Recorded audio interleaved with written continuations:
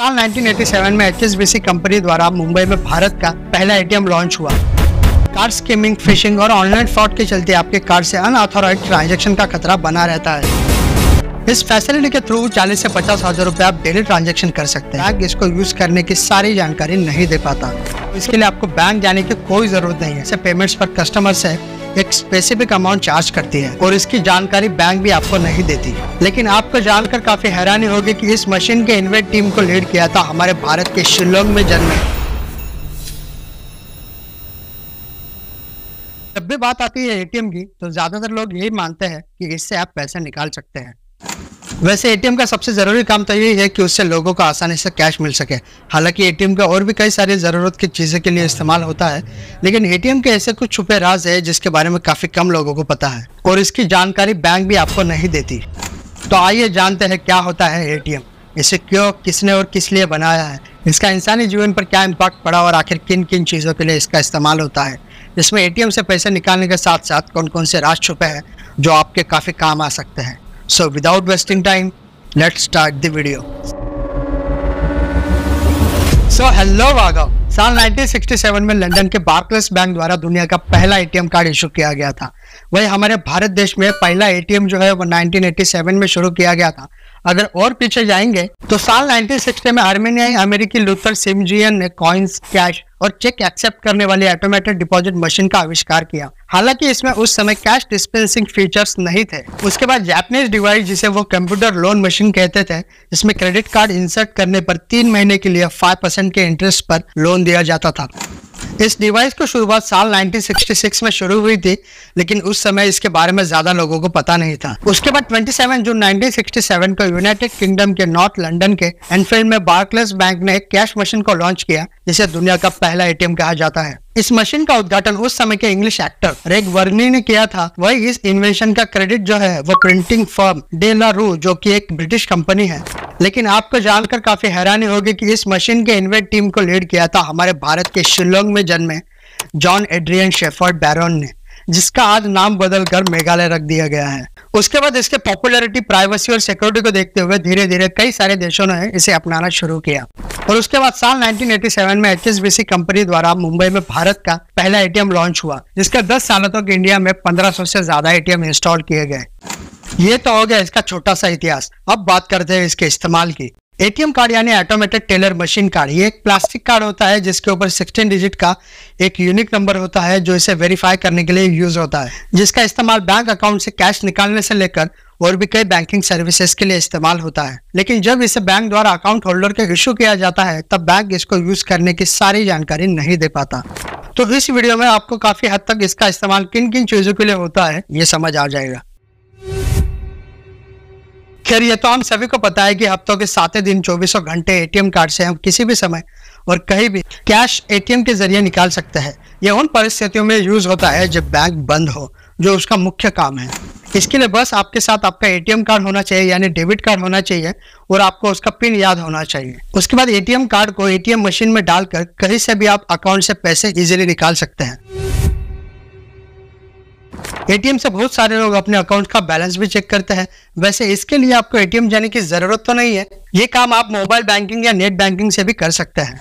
लेकिन दुनिया में कई सारे ऐसे भी लोग हैं जिनके पास स्मार्टफोन नहीं होते और कभी कभी नेटवर्क इशू या फिर सर्वर इशू भी होती है। उस वक्त आप एटीएम जाकर अपने बैंक अकाउंट के बैलेंस के साथ साथ ये भी चेक कर सकते हैं कि आपने पिछले कुछ दिनों में क्या क्या ट्रांजैक्शन किया है। वो मिनी स्टेटमेंट के जरिए आप अपने आखिरी 10 ट्रांजैक्शन देख सकते हैं या फिर उसे प्रिंट करके हार्ड कॉपी भी निकाल सकते हैं। वैसे ये सर्विस कई देशों में 2000 के दशक में शुरू हो चुकी थी, लेकिन हमारे भारत में 2010 के बाद ये काफी ज्यादा पॉपुलर हुई, जब मोबाइल बैंकिंग, ऑनलाइन बैंकिंग और डिजिटल पेमेंट ऐप्स जैसे पेटीएम, फोन पे और गूगल पे ने इसे अपनाया, जिसमें एक कार्ड से दूसरे कार्ड पर पैसे ट्रांसफर कर सकते हैं। इस फैसिलिटी के थ्रू 40 से 50 हजार रुपए आप डेली ट्रांजैक्शन कर सकते हैं, जिसके लिए बैंक आपको किसी भी प्रकार का चार्ज नहीं करती। लेकिन ये जो सर्विस है वो हर बैंक में अवेलेबल नहीं होती। इस ट्रांजैक्शन के लिए आपके पास आपका एटीएम कार्ड होना चाहिए, आपको उसका पिन पता होना चाहिए और साथ ही जिसको पैसे ट्रांसफर करना है उसका कार्ड का जो नंबर है वो भी आपको पता होना चाहिए। एटीएम के जरिए आप अपने वीजा कार्ड का जो पेमेंट है वो भी कर सकते हैं। हालांकि इसके लिए आपके पास आपका एटीएम कार्ड होना ज़रूरी है और वही साथ में आपको उसका पिन नंबर भी याद रहना ज़रूरी है। लेकिन इस काम में जो है वो 1 या 2 दिन का समय लग सकता है। इसके लिए ड्यू डेट से पहले ही आपको ये काम कर लेना चाहिए। लेकिन कुछ बैंक्स ऐसे भी है जो ऐसे पेमेंट्स पर कस्टमर से एक स्पेसिफिक अमाउंट चार्ज करती है। आप एटीएम के थ्रू अपने अकाउंट से किसी दूसरे के अकाउंट में पैसे भी ट्रांसफर कर सकते हैं। एक एटीएम कार्ड से ज्यादा 16 अकाउंट लिंक किए जा सकते हैं। इसके बाद आपको बस अपना कार्ड लेकर एटीएम पहुंचना होगा और बिना किसी चिंता के पूरी सुरक्षा के साथ आप अपने पैसे दूसरों के अकाउंट में ट्रांसफर कर सकते हैं।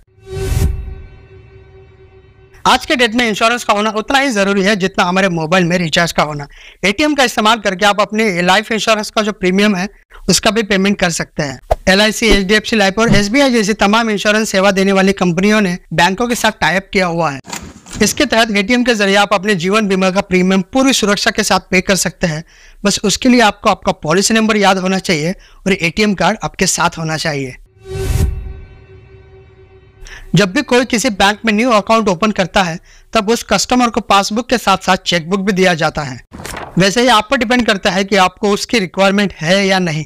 लेकिन कुछ बैंक ऐसे भी हैं जो अकाउंट ओपनिंग के साथ साथ चेकबुक भी इशू करती है। अगर आपकी चेकबुक भर जाती है तो इसके लिए आपको बैंक जाने की कोई जरूरत नहीं है। आप डायरेक्टली एटीएम जाकर भी वहीं से आप नए चेकबुक के लिए अप्लाई कर सकते हैं जो आपके सीधा रजिस्टर एड्रेस पे डिलीवर किया जाएगा। अगर आपने एड्रेस चेंज किया है तो नए चेकबुक के लिए अप्लाई करने से पहले आपको नया एड्रेस जानना जरूरी है ताकि वो जो चेकबुक है वो सीधा आपके नए एड्रेस पर डिलीवर हो चुके हैं। वही एटीएम का इस्तेमाल करके आप अपने यूटिलिटी बिल का भी पेमेंट कर सकते हैं। हालांकि आप सभी बिल का पेमेंट नहीं कर सकते। उसके लिए आपको पहले ये चेक करना होगा कि जिस बिल का आप पेमेंट कर रहे हैं उस कंपनी ने बैंक के साथ टाई अप किया है या नहीं। साथ ही आपको पेमेंट करने से पहले बिलर को बैंक की वेबसाइट पर जाकर रजिस्टर भी करना होगा। खैर, इसका इस्तेमाल ज्यादातर लोग नहीं करते क्योंकि यूपीआई के थ्रू इसका पेमेंट जो है वो इजीली हो जाता है। लेकिन अगर कभी नेटवर्क एरर हो जाता है तो ये एक अच्छा अल्टरनेटिव ऑप्शन है। वैसे तो आजकल सभी लोग बैंक अकाउंट खोलते ही इंटरनेट बैंकिंग और मोबाइल बैंकिंग शुरू कर देते हैं। लेकिन अगर अभी तक आपकी जो मोबाइल बैंकिंग सर्विस एक्टिव नहीं है तो उसे आप एटीएम जाकर एक्टिव कर सकते हैं। यहाँ तक कि आपको मिल रही मोबाइल बैंकिंग जो सर्विस है उसका लाभ अगर आप नहीं उठाना चाहते हैं तो आप एटीएम जाकर उसे डी रजिस्टर भी कर सकते हैं। अगर आपको आपके एटीएम कार्ड का पिन नंबर चेंज करना है तो उसके लिए आपको एटीएम ही जाना पड़ेगा। वैसे कई बार लोग अपने एटीएम कार्ड का पिन नंबर चेंज करते हैं क्योंकि वो किसी दूसरे को पता चल जाता है।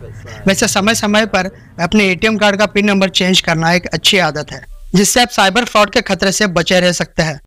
जैसे एटीएम के कई सारे फायदे हैं वैसे उसके अपने कुछ डिसएडवांटेज भी है। ज्यादातर बैंक एटीएम के यूज पर फीस चार्ज करती है। जैसे एक स्पेसिफिक मंथ तक आप फ्री में ट्रांजैक्शन कर सकते हैं, लेकिन एक स्पेसिफिक पीरियड के बाद जब भी आप ट्रांजैक्शन करते हैं तो आपको चार्जेस लगना शुरू होते हैं। वही कुछ बैंक्स ऐसे भी है जो ईयरली चार्जेस करती है। अब आज के इस डिजिटल दुनिया में डिजिटल तरीके से क्राइम रेट काफी बढ़ गई है। आए दिन साइबर फ्रॉड के मामले सुनने में मिलते हैं। कार्ड स्कीमिंग, फिशिंग और ऑनलाइन फ्रॉड के चलते आपके कार्ड से अनऑथोराइज्ड ट्रांजैक्शन का खतरा बना रहता है। वही आसानी से एक्सेस होने की वजह से लोग बिना प्लानिंग के खर्चे भी करते हैं, जिससे हमारे खर्चे काफी हद तक बढ़ जाते हैं। वैसे इस अननेसेसरी खर्चों पर किस तरह से कंट्रोल कर सकता है और कैसे मल्टीपल इनकम जनरेट कर सकते हैं, इस पर मैंने इस वीडियो में बताया है। इसकी लिंक जो है वो आपको डिस्क्रिप्शन में भी मिल जाएगी। कभी कभी एटीएम मशीन के नेटवर्क एरर की वजह से या फिर इनसफिशिएंट बैलेंस की वजह से ट्रांजैक्शन जो है वो फेल हो जाते हैं, जिससे काफी लोगों को दिक्कत होती है। वही एटीएम कार्ड का जो 4 नंबर का ट्रांजैक्शन पिन होता है वो अनजान लोगों को पता लगने की भी जोखिम होती है।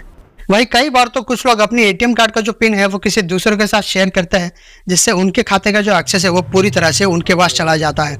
अगर वो अपना करीबी है तो ठीक है, वरना ऐसे मामलों में रिस्क नहीं लेना चाहिए। एटीएम कार्ड पर एक 16 डिजिट का नंबर है जो यूनिक होता है और कार्ड को पहचानने के लिए इसका उपयोग किया जाता है। आजकल के कार्ड्स में एक चिप और मैग्नेटिक टाइप होती है, जिससे आपका कार्ड और भी ज्यादा सुरक्षित हो जाता है और स्कैम के जो खतरे हैं वो भी काफी हद तक कम हो जाते हैं। ये बात आप सभी को पता ही होगा कि कार्ड के ऊपर एक वैलिडिटी डेट मेंशन होती है, 3 साल हो 5 साल हो, जो आपकी बैंक डिसाइड करती है। एक स्पेसिफिक पीरियड के बाद आपका जो कार्ड है वो एक्सपायर्ड हो जाता है और अगर आपको नया कार्ड चाहिए तो उसके लिए आपको एटीएम जाने के बजाय बैंक ही जाना होता है। वही कार्ड के पीछे एक 3 डिजिट का CVV नंबर मेंशन होता है, यानी कार्ड वेरिफिकेशन नंबर होता है, जो ऑनलाइन ट्रांजैक्शन के लिए काफ़ी यूजफुल है, लेकिन इसको जो है आपको काफ़ी संभाल कर रखने की ज़रूरत है। वैसे तो आज काफी अलग अलग प्रकार की ATM machine access card available है, जिसमें सबसे पुराना है डेबिट कार्ड। इसमें जो है आपके अकाउंट में जितनी कैश अवेलेबल है केवल उतना ही खर्चा आप कर सकते हैं, क्योंकि ये कार्ड जो है वो आपके अकाउंट से जुड़ा हुआ होता है। दूसरा है क्रेडिट कार्ड, जिसमें बैंक जो है वो आपको एक लिमिट तक एक्सपेंस करने के लिए एक कैश प्रोवाइड करती है, जिसे आप बिंदास खर्चा कर सकते हो, लेकिन 40 या 40 दिनों के बाद आपको उसे चुकता कर देना होता है। उसके बाद है प्रीपेड कार्ड, जो कि डेबिट कार्ड जैसा ही होता है, जिसमें ऑलरेडी एक अमाउंट डाली जाती है जो कि रिचार्जेबल होता है, जिससे आप शॉपिंग कर सकते हैं, एटीएम से पैसे निकाल सकते हैं, और जब इसमें का बैलेंस खत्म हो जाता है तब इसे रिचार्ज भी किया जा सकता है। लेकिन कभी कभी आपको इस कार्ड के अगेंस्ट में मंथली फी, ट्रांजैक्शन फी या फिर कैश रिलोडिंग फी तक देनी पड़ सकती है। वही अगर इंटरनेशनल कार्ड की बात करें, जिसका उपयोग अंतरराष्ट्रीय स्तर पर किया जाता है। वैसे एटीएम कार्ड का जो यूज है वो केवल एटीएम मशीन तक ही सीमित नहीं है। इसके अलावा जो है वो ऑनलाइन ट्रांजैक्शन हो या फिर पीओएस यानी पॉइंट ऑफ सेल जो मशीन है, उसके ऊपर भी आप पेमेंट के लिए इसका इस्तेमाल कर सकते हैं। अगर आपके पास भी एटीएम कार्ड है तो इन सारी सुविधाओं का जो है आप आसानी से बेनिफिट उठा सकते हैं। तो मिलते हैं एक नए वीडियो के साथ, तब तक के लिए गुड नाइट।